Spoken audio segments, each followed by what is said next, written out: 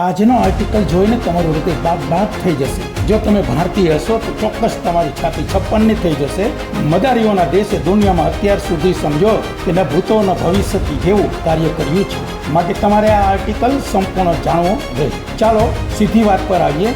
એ પહેલાં fighter jet વિશે માહિતી આપી દઉં. જે ફાઇટર જેટમાં સબસોનિક સિસ્ટમ હોય તેને ફર્સ્ટ જનરેશન ફાઇટર જેટ કહેવાય. તેવી જ રીતે ટ્રાન્સસોનિક સિસ્ટમ હોય તો સેકન્ડ જનરેશન, સુપરસોનિક સિસ્ટમ હોય તો થર્ડ જનરેશન, મેક 2 સિસ્ટમ હોય તો fourth generation, multi mission system હોય તો ફિફ્થ જનરેશન. આ ફિફ્થ જનરેશન રડારમાં ક્યાંય પકડાતું નથી અને હાઈ મેન્યુવરેબિલિટી સિસ્ટમ હોય તો સિક્સ્થ જનરેશન કહેવાય. આપણા ઓપરેશન સિંદૂરથી પાકિસ્તાનને નાની યાદ આવી ગઈ. મોદીજી, રાજનાથસિંહ, અમિત શાહ, એસ જયશંકર અવારનવાર પાકિસ્તાનનું નામ લઈને ધમકી પર ધમકી આપી. એટલું જ નહીં, પાકિસ્તાનને હજુ ઓપરેશન સિંદૂર પૂર્ણ નહીં થયું હોવાનું જણાવે છે. છતાંય રાહુલ બાબા તો ઓપરેશન સિંદૂરની સાબિતી માંગે.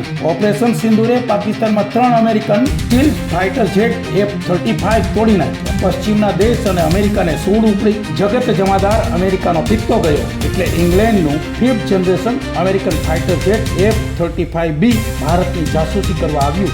દુશ્મનોનો કાળ, દુનિયાને ડરાવનાર સ્ટીલ ફાઇટર જેટ F-35B આવ્યું હતું ભારત પર નજર રાખવા, પણ થઈ ગયું બિચારું નજર કેદ.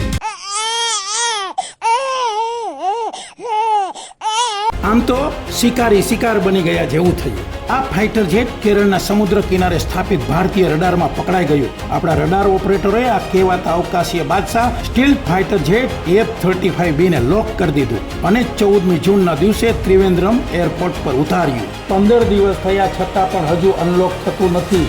ઇંગ્લેન્ડ, અમેરિકા વગેરે દેશોમાંથી ટેકનિશિયનોની કેટલીય ટુકડીઓ આવી, પરંતુ ચા પાણી કરી ગામ ગપાટા મારીને ચાલ્યા જાય છે. પરંતુ હજુ અનલોક થતું નથી.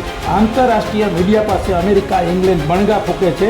સૌ પ્રથમ ફ્યુઅલ ખલાસ થયાનું ગપ્પું ચલાવ્યું, બીજી વખતે હાઇડ્રોલિક પ્રેશર ખરાબ થયાનું જણાવ્યું, ત્રીજી વખતે અન્ય ટેકનિકલ ખામી જણાવી. પરંતુ આ સ્ટીલ ફાઇટર જેટ F-35B થી અનલોક ક્યાંય દૂર છે. જો ભારતીય ટેકનિશિયનની મદદ લે તો અમેરિકા, ઇંગ્લેન્ડ નીચા બાપના થઈ જાય. ખેર છોડો, ફાઇટર જેટ F-35 અનલોક થાય કે નહીં, પરંતુ હવે ત્રિવેન્દ્રમ એરપોર્ટ ઓથોરિટીએ ઇંગ્લેન્ડને પાર્કિંગ ચાર્જ લગભગ 2 થી 5 કરોડ લગાવવાનું સૂત્રો બતાવી રહ્યા. આ છે આપણા વૈજ્ઞાનિકોની કમાલ.